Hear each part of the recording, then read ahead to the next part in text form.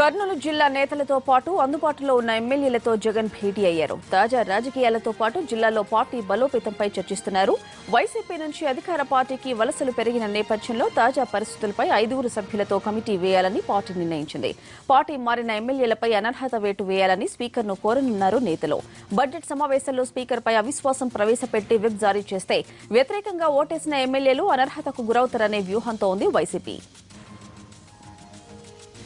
కర్నూలు జిల్లా నేతలు వైసీపీ ఎమ్మెల్యేలతో భేటీపై మరింత సమాచారం మా కరెస్పాండెంట్ సుధీర్ అందిస్తారు. సుధీర్, పార్టీ నేతలు ఎమ్మెల్యేలతో జగన్ భేటీ అప్డేట్స్ ఏంటి? వైసీపీ అధిష్టానం నష్ట నివారణ చర్యలకు దిగింది. అందులో భాగంగానే ఎమ్మెల్యేలు అందరితో కూడా ఒక్కొక్కరితో సమావేశం నిర్వహిస్తుంది. నిన్న గుంటూరు, ప్రకాశం జిల్లా నేతలతో మాట్లాడిన వైఎస్ జగన్ ఈ రోజు కర్నూలు, కడప జిల్లా నేతలతో సమావేశమయ్యారు. కాసేపటి క్రితమే కర్నూలు జిల్లా నందికొట్కూరు ఎమ్మెల్యే ఐజయ్య ఆయనతో పాటుగా జిల్లా నేతలు కూడా సమావేశమయ్యారు. పూర్తి స్థాయిలో పార్టీని బలోపేతం చేయడంపై జగన్ దృష్టి సారించారు. బడ్జెట్ సమావేశాల వరకు ఎవరెవరు ఎమ్మెల్యేలు ఉంటున్నారు, ఎవరెవరు వెళ్తున్నారని దానికి సంబంధించి ఇప్పటికే పూర్తి సమాచారాన్ని వైఎస్ జగన్మోహన్ రెడ్డి సేకరించడం జరిగింది. అందులో భాగంగానే వెళ్లిపోదాం అనుకున్న కొంతమంది ఎమ్మెల్యేలతో ఆయన నేరుగా మాట్లాడడం జరుగుతుంది. ఇప్పటికే కొంతమంది ఎమ్మెల్యేలు వెళ్లిపోయారు. ఆ వెళ్లిపోయిన ఎమ్మెల్యేలతో ఇప్పటికి పార్టీకైతే ఎలాంటి నష్టం లేదని చెప్పేసి వైఎస్ జగన్ చెప్తున్నారు. అయితే ఈ రోజు ఎమ్మెల్యేలతో సమావేశమైన వైఎస్ జగన్ చాలా కీలకమైన నిర్ణయాలు తీసుకుంటున్నారు. ఎవరెవరు వెళ్లిపోతున్నారనే విషయానికి సంబంధించి ఒక కమిటీని 5 ఎమ్మెల్యేలతో ఒక కమిటీని వేయాలని చూస్తున్నారు. ఈ కమిటీకి సంబంధించి ఇప్పటికే ఖరారైనట్టుగా తెలుస్తుంది. అదేవిధంగా బడ్జెట్ సమావేశాలకు సంబంధించి బడ్జెట్ సమావేశాల సందర్భంగా స్పీకర్ కోడెల శివప్రసాద్ పై అవిశ్వాస తీర్మానం పెట్టాలని ఇప్పటికే నిర్ణయించడం జరిగింది. ఈ సందర్భంగా విప్ జారీ చేయాలని కూడా భావిస్తున్నారు. విప్ జారీ చేస్తే విప్ కంపల్సరీ అందరు ఎమ్మెల్యేలు కూడా విప్ కట్టుబడి ఉండాల్సి ఉంటుంది. విప్ ధిక్కరించినట్లయితే వారిపై ఆటోమేటిక్ గా అనర్హత వేటుపడుతుందని కూడా వైసీపీ నేతలు భావిస్తున్నారు. దీనికి సంబంధించి మనతో పాటు పార్టీ సీనియర్ నేత అధికార ప్రతినిధి అంబటి రాంబాబు గారు ఉన్నారు. వారిని అడిగి తెలుసుకున్నారు. సార్ చెప్పండి, ఏంటి రోజు రోజుకి ఎమ్మెల్యేలు అందరూ కూడా పార్టీ జంప్ చేస్తున్నారు, ఏంటి కారణం? రోజు రోజుకి పార్టీ నుంచి ఎమ్మెల్యేలు కొంతమంది పోతున్నారు అనేది మనం చూస్తూ ఉన్నాం. దీనికి ప్రధానమైన కారణం ఏంటో మనకు అందరికీ కూడా తెలుసు. చంద్రబాబు నాయుడు గారు మంచి రేటు నిర్ణయించారు. ఆ రేటుకు ఆకర్షితులై కొంతమంది వీక్ మైండెడ్, నైతిక విలువలు లేనటువంటి శాసనసభ్యులు అటువైపు చూస్తున్నారు. ఇప్పటికే ఒక 5 శాసనసభ్యులు చంద్రబాబు నాయుడు గారి సమక్షంలో పచ్చకండు వాళ్ళు వేసుకున్నారు.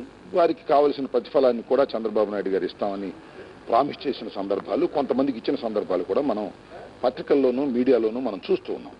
కాబట్టి చంద్రబాబు నాయుడు గారు ఒక అనైతికంగా, చట్ట వ్యతిరేకంగా వైఎస్ఆర్ కాంగ్రెస్ పార్టీ తరఫున గెలిచినటువంటి శాసనసభ్యుల్ని వాటి వైపు తీసుకువెళ్లాలనుకుంటున్నారు. మరి ఎందుకు తీసుకువెళ్లాలనుకుంటున్నారో నాకు అర్థం కాలేదు. ఎందుకంటే ఆయనకేమో అబ్జల్యూట్ మెజారిటీ ఉన్నది, ఆయన ప్రభుత్వం పడిపోయే పరిస్థితి లేదు. మరి ఎందుకు తీసుకుంటున్నారో నాకైతే అర్థం కాలేదు. బహుశా వాళ్ళందరూ తీసుకెళ్లి ఏం చేసుకుంటారో కూడా నాకు తెలియదు. మంచి రేటు పెట్టి కొనేటటువంటి పరిస్థితిలోకి వెళుతున్నారు. ఆయనే తెలంగాణలో మరి ఒక 2 శాసనసభ్యులు వెళ్ళిన సందర్భంలో, ఏది టీఆర్ఎస్లోకి వెళ్ళిన సందర్భంలో చంద్రబాబు నాయుడు గారు ఉగ్రుడైపోయాడు. ప్రజాస్వామ్యం విలువలు పోయాయన్నారు. సంతల్లో పశువులు కొన్నట్టుగా కొంటున్నారన్నారు. మరి ఆయన చేస్తుంది ఏంటో మరి ఇప్పుడు ఆయన జగన్ గారు వరుస సమావేశాలు నిర్వహిస్తున్నారు. ఎమ్మెల్యే అందరితో సమావేశాలు పెట్టిన అనంతరం కొంతమంది ఎమ్మెల్యేలు కూడా వెళ్ళిపోయారు. జిల్లా ఎమ్మెల్యేలతో గత సమావేశం నిర్వహించారు. వెంటనే భూమా నాగిరెడ్డి గారు వెళ్ళిపోయారు. బద్వేల్ కడప జిల్లాలో సమావేశం నిర్వహించారు. బద్వేల్ ఎమ్మెల్యే పార్టీ మారడం జరిగింది. ఈ రోజు కూడా మళ్ళీ సమావేశం నిర్వహిస్తున్నారు. ఈ రోజు విజయనగరం జిల్లా, అదేవిధంగా శ్రీకాకుళం జిల్లా పాతపట్నం ఎమ్మెల్యే, అదేవిధంగా కొంతమంది ఎమ్మెల్యేలు కూడా పార్టీ మారుతున్నట్టుగా ప్రచారం జరుగుతుంది. ఎలా చూడొచ్చు? ఒకటి, జగన్మోహన్ రెడ్డి గారు అందరితో సమావేశం కావటం అనేది సహజంగా రాజకీయ పరిణామాలు జరుగుతూ ఉన్నాయి. ఇప్పుడు చంద్రబాబు నాయుడు గారిని కొందరిని కొనుగోలు చేసే కార్యక్రమం జరుగుతూ ఉన్నప్పుడు దాన్ని ఎవరెవరిని కొనుగోలు చేయడానికి చంద్రబాబు నాయుడు గారు ప్రయత్నం చేస్తున్నారు, ఏమిటి అనే విషయాలను తెలుసుకునేందుకు అందరు శాసనసభ్యులతో సమావేశం అవడం అనేది ఒక రాజకీయ ప్రక్రియ. అందువల్ల ఈ సమావేశం పెట్టినంత మాత్రాన్ని వెళ్ళకోకుండా ఆగిపోతున్నారంటే వెళుతున్నారు, ఒకళ్ళిద్దరు వెళుతున్నారు. ఇక్కడ కారణమే దీనికి ప్రధానంగా మనం ఆలోచించవలసింది ఏంటంటే, ఇది నైతికమా అనైతికమా?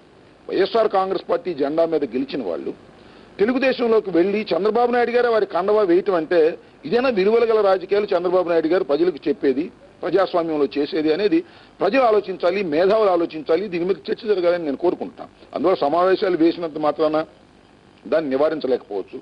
కొంత నివారణ కూడా జరగవచ్చు. ఉన్న వాస్తవాలను ప్రజలకు వివరించేందుకు, ఉన్న వాస్తవాలను ఎమ్మెల్యేతో డిస్కస్ చేసేందుకు మా నాయకులు దాని మీద కావాల్సినటువంటి చర్చలు జరుపుతా ఉన్నారు. అందరినీ సమావేశపరుస్తున్నారు. మన జిల్లాలో ఏం జరుగుతుంది, వాతావరణం ఎలా, ఎవరితో మాట్లాడుతున్నారు, ఇవన్నీ సేకరించుకునేటువంటి కార్యక్రమం చేస్తున్నాం. అయినా ఒకళ్ళిద్దరు వెళ్ళిపోతే వెళ్ళిపోవచ్చు. దాన్నే మనం వాళ్ళని బంధించి అట్టిపెట్టలేం కదా. చంద్రబాబు నాయుడు గారు అంత బాగా ఆకర్షిస్తున్నారు. అది చాలా గొప్ప విషయంగా ఆయన భావిస్తే భావించవచ్చేమో తప్ప చాలా దురదృష్టకరమైనటువంటి పరిణామం. ఇది భారత ప్రజాస్వామ్యమే సిగ్గుపడాల్సినటువంటి చర్య.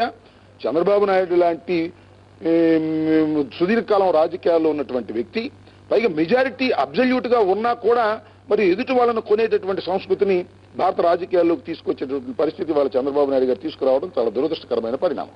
పార్టీ మారిన ఎమ్మెల్యేలు నైతికమా అనైతికమా అనేది ఆలోచించకుండా కేవలం నియోజకవర్గ అభివృద్ధి కోసమే తమ పార్టీ మారుతున్నట్లుగా చెప్తున్నారు. ఇప్పటికిప్పుడు అభివృద్ధి జరుగుతుందని చెప్పేసి ఎమ్మెల్యేలు భావిస్తున్నట్టుగా కనిపిస్తుంది. దీనికి మీరేం సమాధానం? ఇలాంటివన్నీ మనం మాట్లాడుకోవాలంటే సిగ్గుపడాల్సి ఉంటుంది. అంటే వైఎస్ఆర్ కాంగ్రెస్ పార్టీలో ఉంటే నియోజక అభివృద్ధి జరగదా? తెలుగుదేశంకి వెళ్ళంగానే నియోజకవర్గ అభివృద్ధి జరుగుతుందా? మరి ఈ కట్టలు మారేటటువంటి పరిస్థితి ఏమీ లేదు. డబ్బు కాశపడుతున్నారు, పదవులు కాశపడుతున్నారు అంతే తప్ప నియోజకవర్గ అభివృద్ధి అనేది ఒక శుద్ధ అబద్ధం. చంద్రబాబు నాయుడు గారు అభివృద్ధి పనులు చూసి వీళ్ళందరూ ఆకర్షితులైపోయి కార్లు వేసుకు వెళ్ళిపోయి విజయవాడ ఆయన గెస్ట్ హౌస్ దగ్గర చుట్టూ తిరుగుతున్నారట.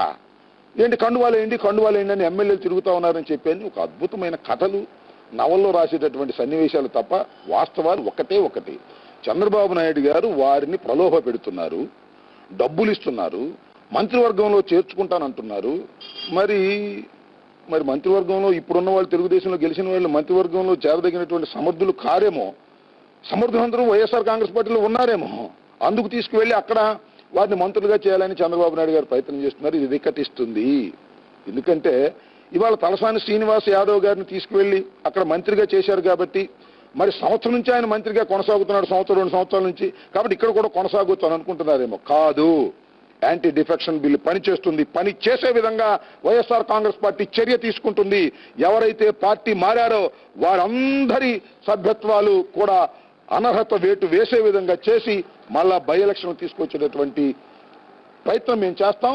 అది 6 నెలల్లోనూ 3 నెలల్లోనూ జరుగుతుంది. తప్పనిసరిగా ఈ నియోజకవర్గాల్లో బై ఎలక్షన్ జరుగుతుంది. మా సత్తా ఏంటో మేము చూపిస్తాం. చంద్రబాబు నాయుడు గారి సత్తా ఏంటో ఆయన చూపిస్తాడు. పార్టీలో ఉంటూ అసంతృప్తిగా ఉన్న నేతలు కొంతమంది పార్టీ మారేందుకు సిద్ధంగా ఉన్నారు. వారందరినీ జగన్ గారిని మీరు అని ఎలా సముదాయించే ప్రయత్నం చేస్తారు? ఎవరండి అసంతృప్తిగా ఉంది? నాకు అర్థం కాలేదు. ఇది ఒక ప్రచారం. అసంతృప్తి అని నాగిరెడ్డి గారు, భూమా నాగిరెడ్డి గారు ఏం అసంతృప్తిగా ఉన్నారని లేరండి చెప్పండి నాకు. భూమా నాగిరెడ్డి గారికి జగన్మోహన్ రెడ్డి గారి తర్వాత అపోజిషన్ లో ఉన్నటువంటి పబ్లిక్ అకౌంట్స్ కమిటీ చైర్మన్ గా ఇచ్చారు. వారి సతీమణి శోభ గారు మరణిస్తే వారి స్థానంలో వారి కుమార్తెకి ఇచ్చారు.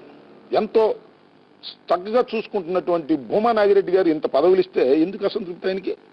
ఇవన్నీ కాకమ్మ కథలు. చంద్రబాబు నాయుడు గారు చెప్పినది. తెలుగుదేశం పార్టీలో ఎంతమంది అసంతృప్తి ఉన్నారో తెలుస్తుంది నిదానంగా. 2 రోజులు పోతే వాళ్ళందరినీ తీసుకెళ్లి అక్కడ మంత్రి పదవులు ఇస్తే వాళ్ళు ఏమైనా గొడ్డం కాయాలా? ఎమ్మెల్యేలుగా గెలిచినటువంటి వాళ్ళు, మంత్రి అర్హత కలిగినటువంటి వాళ్ళు తెలుగుదేశంలో లేరా? ఇక్కడ నుంచి తీసుకెళ్లి భూమా నాగిరెడ్డి గారికి, జలీల్ ఖాన్ గారికి మంత్రి పదవులు ఇస్తారా? వాళ్ళు ఏం చేయాలి? వీళ్ళు చుట్టూ తిరగాల? వైఎస్ఆర్ కాంగ్రెస్ పార్టీ తరఫున గెలిచి వాళ్ళందరూ మంత్రి పదవులు చేస్తుంటే వాళ్ళ చుట్టూరా చీట్లు బిచ్చుకు తిరగాల్సినటువంటి దౌర్భాగ్యమైన పరిస్థితి తెలుగుదేశం పార్టీలో తెలుగుదేశం గుర్తు మీద గెలిచినటువంటి వ్యక్తులకు జరిగితే వాళ్ళు ఏం చేస్తారో చూద్దాం. తొందరపడితే ఎలాగా? అనేది ఏంటంటే ఇక్కడ అసంతృప్తి అనేది ఏమీ లేదు. ఇక్కడ ఏముంటుంది అసంతృప్తి? ఇక్కడ ఏముందని అసంతృప్తి?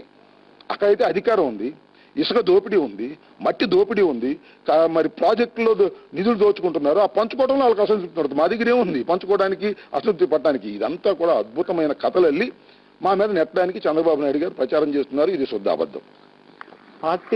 పార్టీ ఎమ్మెల్యేలు ఎవరు కూడా అసంతృప్తిలో లేరని, ఇప్పటికిప్పుడు అభివృద్ధి పేరుతో ఎమ్మెల్యేలను కావాలని ప్రలోభాలకు గురి చేసి ముఖ్యమంత్రి చంద్రబాబు నాయుడు, ఆ పార్టీ మంత్రులందరూ కూడా ఇలాంటి చర్యలకు పాల్పడుతున్నారు.